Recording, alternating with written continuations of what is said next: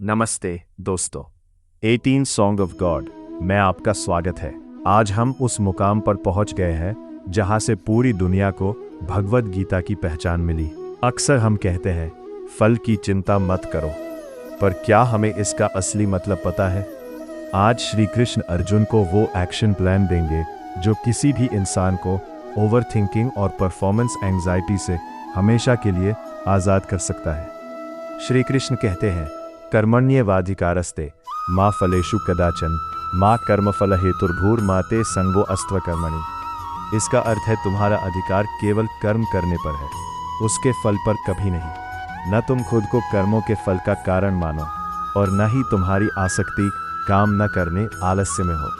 कृष्ण योग की एक क्रांतिकारी परिभाषा देते हैं, योगः कर्मसु कौशलम, यानी कर्मों में कुशलता ही योग है। वे अर्जुन से कहते हैं कि सफलता और विफलता में समान रहकर अपना काम करो। बुद्धिमान व्यक्ति इसी जीवन में अच्छे और बुरे कर्मों से ऊपर उठ जाता है। इस ज्ञान को आज का स्टूडेंट, बिजनेसमैन या नौकरी पेशा व्यक्ति कैसे इस्तेमाल करे? आज हमारा 80% स्ट्रेस इस बात का है कि क्या होगा, रिजल्ट क्या आएगा। इस चक्कर में हम अपना वर्तमान खराब कर लेते हैं। क्रिकेट का खिलाड़ी अगर हर बॉल पर स्कोरबोर्ड देखेगा तो वो आउट हो जाएगा। उसे सिर्फ आने वाली गेंद पर ध्यान देना है। श्री कृष्ण सिखा रहे हैं कि अपनी पूरी ऊर्जा काम की क्वालिटी पर लगाओ, भविष्य की कल्पनाओं पर नहीं। हम अक्सर इसलिए निराश होते हैं क्योंकि हमने बहुत सारी उम्मीदें लगा रखी होती हैं। जब आप फल की इच्छा छोड़कर काम करते हैं तो डर मर जाता है और बिना डर के किया गया काम हमेशा एक्स्ट्रॉर्डिनरी होता है। कई लोग फल की चिंता मत करो का गलत मतलब निकालते हैं और सोचते हैं कि फिर काम ही क्यों करना। कृष्ण ने साफ कहा, माते संगो अस्त्व कर्मणि, यानी काम न करने में तुम्हारी रुचि नहीं होनी चाहिए। फल पर हक नहीं है, पर मेहनत करना तुम्हारा धर्म है। श्री कृष्ण का ये सूत्र माइंडफुलनेस का सबसे बड़ा रूप है। जब आप खुद को फल का मालिक मानना छोड़ देते हैं तो असफलता का बोझ हल्का हो जाता है। आप डिप्रेशन में नहीं जाते क्योंकि आपने अपना काम ईमानदारी से किया है। जब हम किसी काम को केवल पैसे या फेम के लिए करते हैं तो हम थक जाते हैं, लेकिन जब हम काम को योग, एक साधना मानकर करते हैं तो वो काम एफर्टलेस हो जाता है। यही योगः कर्मसु कौशलम है। अपनी खुशी को किसी प्रमोशन या सक्सेस से मत जोड़े। अगर काम सफल हुआ तो ठीक, नहीं हुआ तो भी ठीक, क्योंकि आपने अपनी ड्यूटी निभाई।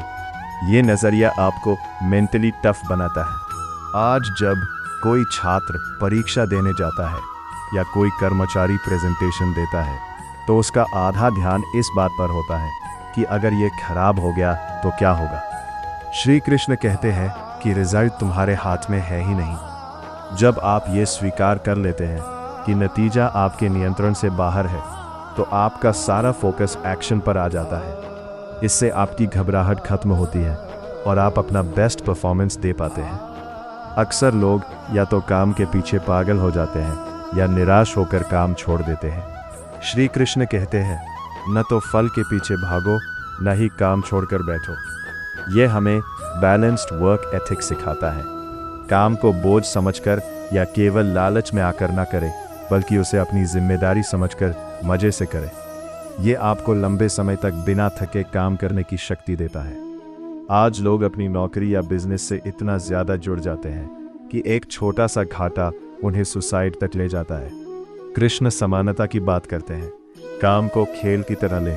एक खिलाड़ी हारने पर रोता नहीं और जीतने पर पागल नहीं होता, वो बस अगला मैच बेहतर खेलने की सोचता है। जीवन के उतार चढ़ाव को केवल एक डाटा की तरह देखें, अपनी आइडेंटिटी की तरह नहीं।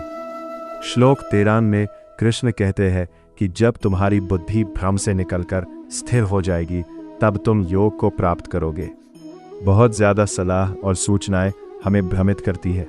आज के दौर में इंटरनेट पर हजारों राय मौजूद हैं। श्री कृष्ण हमें अपनी अंतरात्मा की आवाज़ को सुनने की सलाह देते हैं। जब आप फल के लालच से मुक्त होते हैं तो आपकी बुद्धि साफ हो जाती है और आप सही फैसला ले पाते हैं। कल्पना कीजिए, आप एक पहाड़ चढ़ रहे हैं। अगर आप लगातार चोटी को ही देखते रहेंगे तो आपका पैर फिसल सकता है, लेकिन अगर आप चोटी को दिमाग में रखकर सिर्फ अपने अगले कदम पर ध्यान दें तो आप बिना गिरे ऊपर पहुंच जाएंगे। श्री कृष्ण यही कह रहे हैं, लक्ष्य को ध्यान में रखें, पर ध्यान कदम पर हो।